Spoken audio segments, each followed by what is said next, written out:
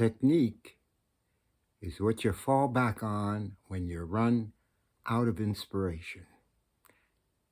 Hey, hi out there in video land. Peter Blum here from Woodstock, New York. You may already know me in the field of hypnosis as a senior practitioner. Been active for about 40 years, teaching and seeing private clients and presenting at many conferences of different organizations. So technique is what you fall back on when you run out of inspiration. And I often like to illustrate by stories. So this is a story took place a long, long time ago in Japan. There was a samurai master who owned a cat and lived in a beautiful small house, and one day discovered, much to his chagrin, that there was a rat in the house. And so that would never do for a samurai master to have a rat in his house. So he immediately talked to his cat and said, please take care of this.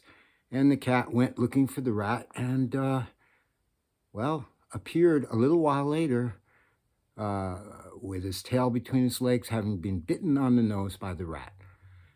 And so the samurai master sent out word to all the cats in the neighborhood, who's able to catch this rat? And a lot of them showed up, and they were all sitting around outside talking about what they were going to do.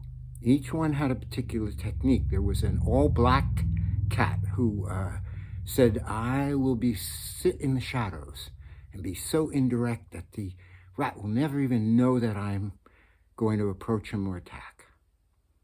And he went in and shortly after came running out with bitten on the nose by the rat, tail between his legs.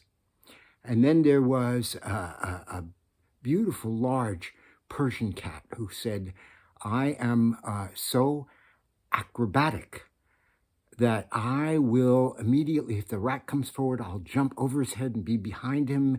I'll be so agile that I will be able to outsmart him and move faster than he does.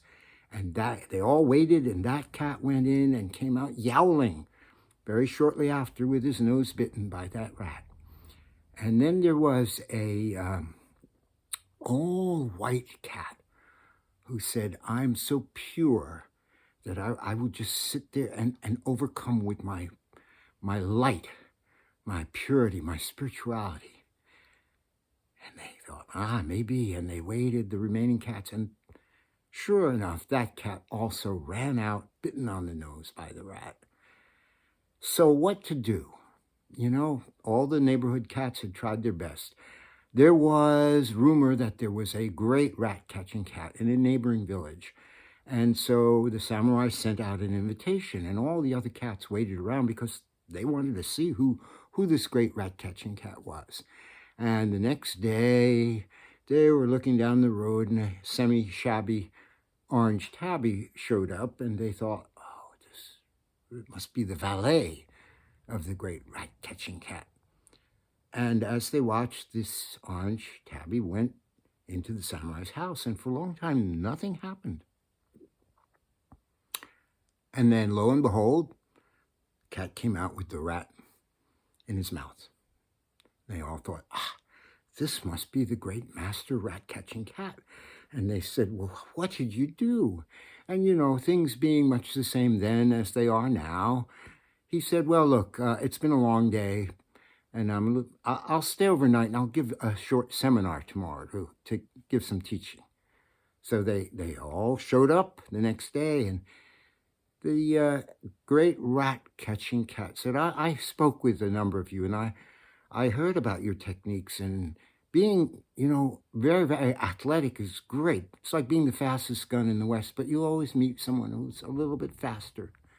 Being indirect is also a wonderful technique till you meet someone who's even more indirect than you, and so on and so forth. They said, well, what did you do? He said, well, I really did nothing. I just kind of sat there until the rat got so bored he fell asleep, and then I took care of him. I said, "Oh, so that's it, do nothing." He said, "Yes, but you have to be careful because that too can become a technique." So the great ballet dancer, Nureyev, is credited with having said, "Technique is what you fall back on when you run out of inspiration." And I find it helpful sometimes to just wait and be present with my clients and pay attention.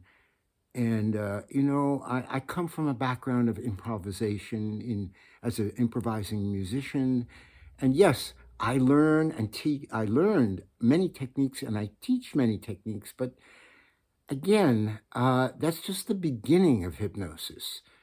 To reach a point where you are waiting for inspiration, waiting for guidance.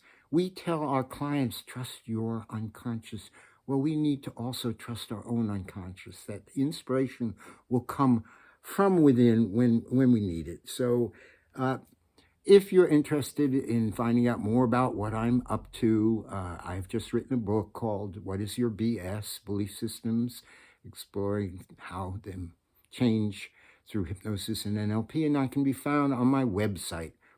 All my activities and publications, transonics.com.